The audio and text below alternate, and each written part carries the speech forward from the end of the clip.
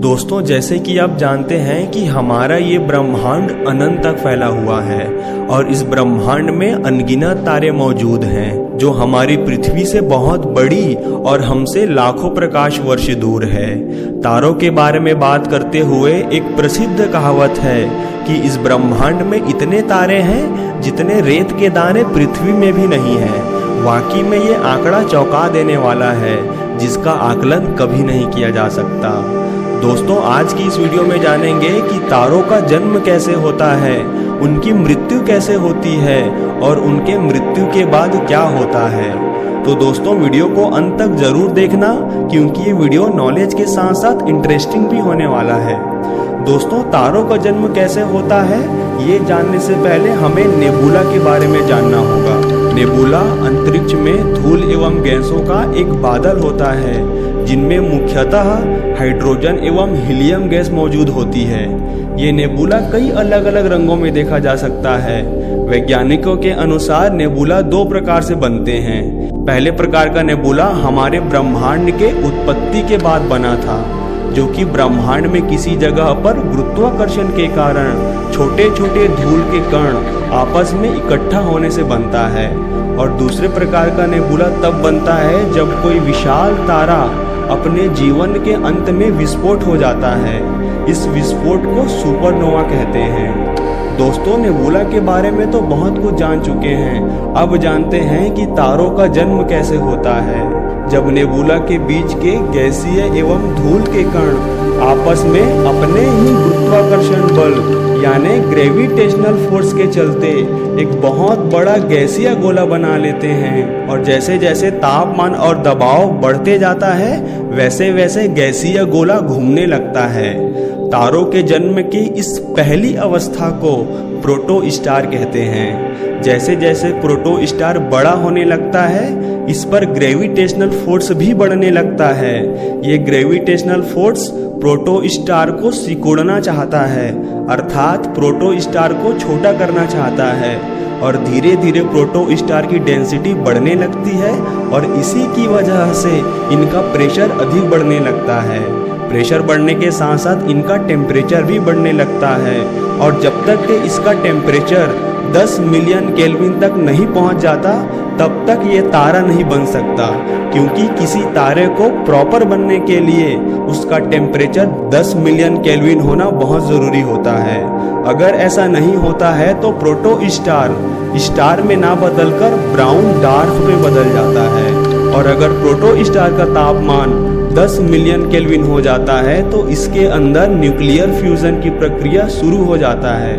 इस प्रक्रिया में एक स्टार अपने हाइड्रोजन को हीलियम में बदलना शुरू कर देता है और अत्यधिक मात्रा में ऊर्जा उत्सर्जित करता है तथा पूरे तरीके से एक स्टार में बदल जाता है।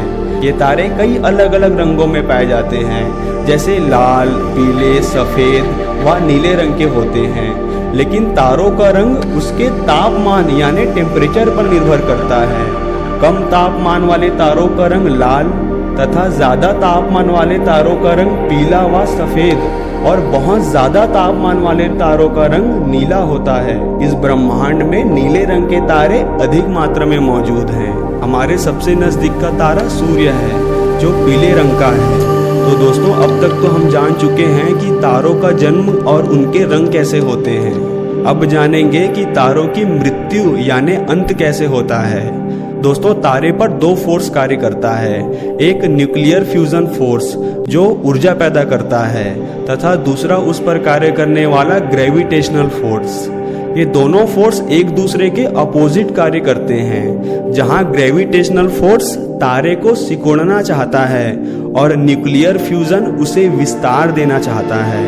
और जब तक दोनों फोर्स में बैलेंस बना रहता है तब तक तारा अपने आकार में बना रहता है। लेकिन जैसे ही ये बैलेंस बिगड़ता है तारों की कहानी खत्म। यानी तारों का बैलेंस तब बिगड़ता है जब धीरे धीरे उसके अंदर का न्यूक्लियर फ्यूल खत्म हो जाता है, जिसके कारण तारा ठंडा होने लगता है। फिर तारों के पास ऐसा कोई फोर्स नहीं होता जो ग्रेविटी को बैलेंस कर सके।